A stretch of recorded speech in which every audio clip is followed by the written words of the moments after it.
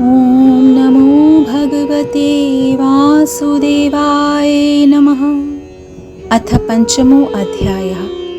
नारद जी ने पूछा, पिताजी, आप केवल मेरे ही नहीं, सबके पिता, समस्त देवताओं से श्रेष्ठ एवं सृष्टि करता है। आपको मेरा प्रणाम है। आप मुझे वह ज्ञान दीजिए जिससे आत्म तत्व का साक्षात्कार हो जाता है। पिताजी, इस संसार का क्या लक्षण है? इसका आधार क्या है? इसका निर्माण किसने किया है?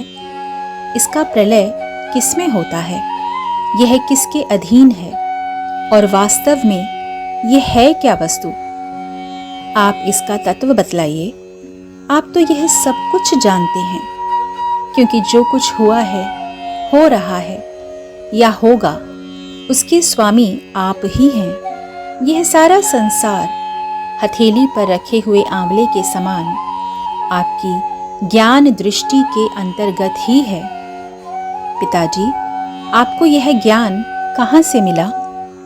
आप किसके आधार पर ठहरे हुए हैं? आपका स्वामी कौन है और आपका स्वरूप क्या है? आप अकेले ही अपनी माया से पंचभूतों के द्वारा प्राणियों की सृष्टि कर लेते हैं। कितना अद्भुत है!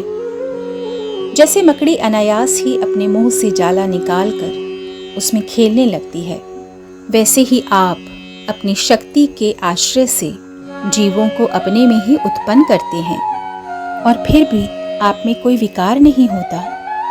जगत में नाम, रूप और गुणों से जो कुछ जाना जाता है, उसमें मैं ऐसी कोई सत, असत, उत्तम, मध्यम या अधम वस्तु नहीं देखता जो आपके सिवा और किसी से उत्पन्न हुई हो। इस प्रकार सबके ईश्वर होकर भी आपने एकाग्र चित्त से घोर तपस्या की।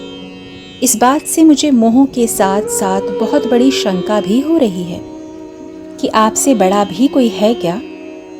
पिताजी, आप सर्वज्ञ और सर्वेश्वर हैं। जो कुछ मैं पूछ रहा हूँ, वह सब आप कृपा करके मुझे इस प्रकार समझाइए कि जिससे मैं आपके उपदेश को ठीक ठीक समझ सकूं।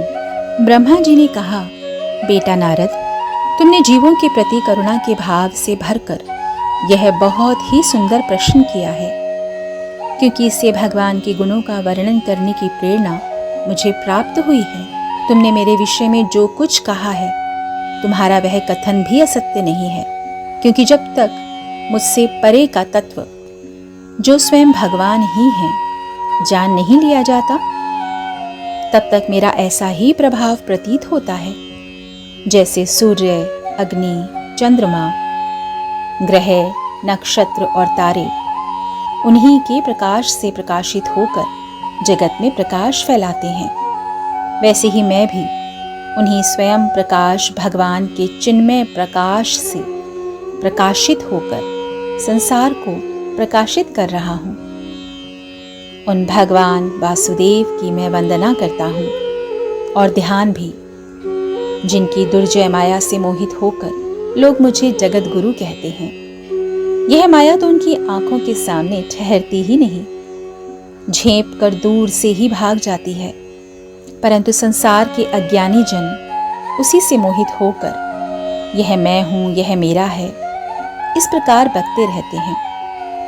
भगवत स्वरूप नारद, द्रव्य, कर्म, काल, स्वभाव और जीव वास्तव में भगवान से भिन्न दूसरी कोई भी वस्तु नहीं है। वेद नारायण के परायण हैं, देवता भी नारायण के ही अंगों में कल्पित हुए हैं, और समस्त यज्ञ भी नारायण की प्रसन्नता के लिए ही हैं, तथा उनसे जिन लोगों की प्राप्ति होती है, वे भी नारायण में ही कल्पित हैं। सब प्रकार के योग भी नारायण की प्राप्ति के ही हेतु हैं। सारी तपस्याएं नारायण की ओर ही ले जाने वाली हैं।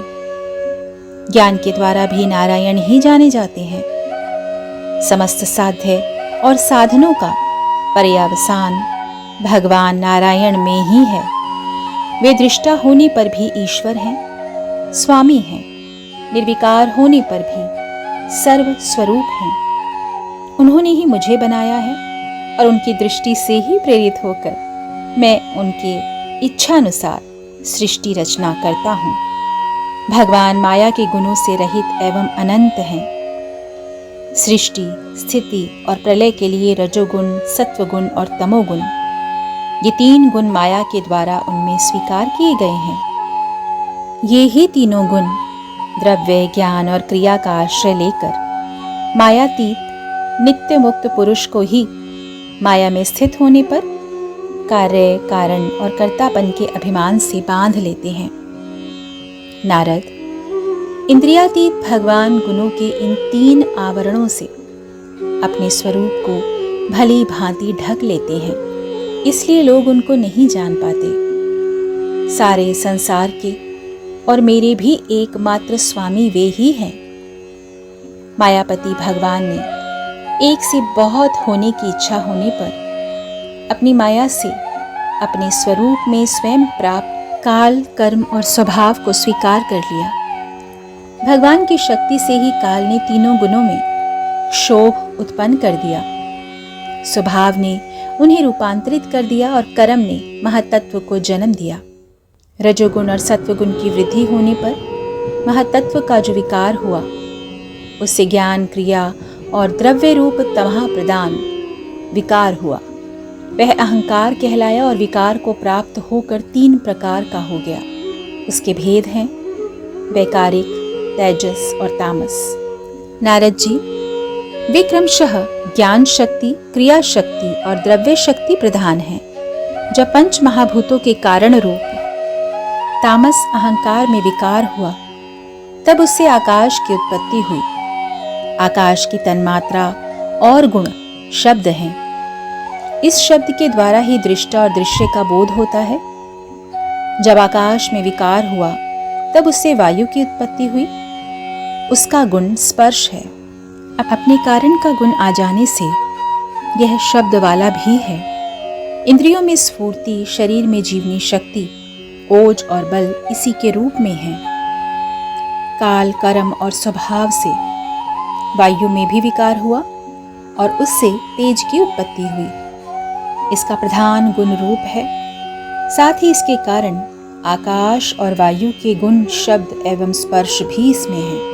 तेज के विकार से जल की उत्पत्ति हुई। इसका गुण है रस। कारण तत्वों के गुण, स्पर्श, शब्द और रूप भी इसमें है। जल के विकार से पृथ्वी की उत्पत्ति हुई और इसका गुण है गंध। कारण के गुण कार्य में आते हैं। इस न्याय से शब्द, स्पर्श, रूप और रस, ये चारों गुण भी इसमें विद्यमान हैं। वैकारिक अहंकार से मन की और इंद्रियों के 10 अधिष्ठात्र देवताओं की भी उत्पत्ति हुई।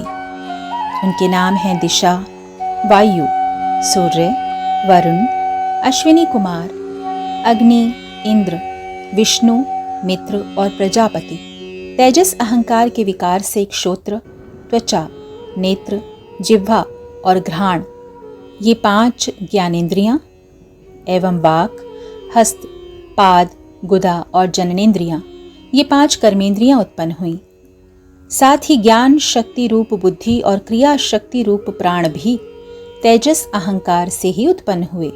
श्रेष्ठ ब्रह्मविद, जिस समय ये 5 भूत, इंद्रिय, मन और सत्व आदि तीनों गुण परस्पर संगठित नहीं थे, तब अपने रहने के लिए भोगों के साधन रूप शरीर की रचना नहीं कर सके। जब भगवान ने इन्हें अपनी शक्ति से प्रेरित किया, तब वे तत्व परस्पर एक दूसरे के साथ मिल गए और उन्होंने आपस में कार्य कारण भाव स्वीकार करके वेष्टि, समष्टि रूप पिंड और ब्रह्मांड दोनों की रचना की। वह ब्रह्मांड रूप अंडा 1 सहस्त्र वर्ष तक निर्जीव रूप से जल में पड़ा रहा। फिर काल, कर्म और स्वभाव को स्वीकार करने वाले भगवान ने उसे जीवित कर दिया। उस अंडे को फोड़कर उसमें से वही विराट पुरुष निकला, जिसकी जंघा, चरण, भुजाएं, नेत्र, मुख और सिर सहस्त्रों की संख्या में है। विद्वान पुरुष उपासना के लिए उसी के अंगों में समस्त लोक और उनमें रहने वाली वस्तुओं की कल्पना करते हैं। उसकी कमर से नीचे के अंगों में 7 पाताल की और उसके पेड़ों से ऊपर के अंगों में 7 स्वर्ग की कल्पना की जाती है। ब्राह्मण इस विराट पुरुष का मुख है। भुजाएं क्षत्रिय हैं, जांघों से वैश्य और पैरों से शूद्र उत्पन्न हुए हैं। पैरों से लेकर कटी पर्यंत सातों पाताल तथा भूलोक की कल्पना की गई है। नाभि में भुवर लोक की, हृदय में स्वर लोक की और परमात्मा के वक्ष स्थल में महरलोक की कल्पना की गई है। उनके गले में जनलोक, दोनों स्तनों में तपोलोक और मस्तक में ब्रह्मा का नित्य निवास स्थान सत्यलोक है। उस विराट पुरुष की कमर में अतल, जांघों में वितल, घुटनों में पवित्र सुतल लोक और जंघाओं में तलातल की कल्पना की गई है। एड़ी के ऊपर की गांठों में महातल, पंजे और एड़ियों में रसातल और तलुओं में पाताल समझना चाहिए। इस प्रकार विराट पुरुष सर्वलोकमय हैं। विराट भगवान के अंगों में इस प्रकार भी लोकों की कल्पना की जाती है कि उनके चरणों में पृथ्वी है, नाभि में भुवर लोक और सिर में स्वरलोक है। 5वां अध्याय समाप्त हुआ।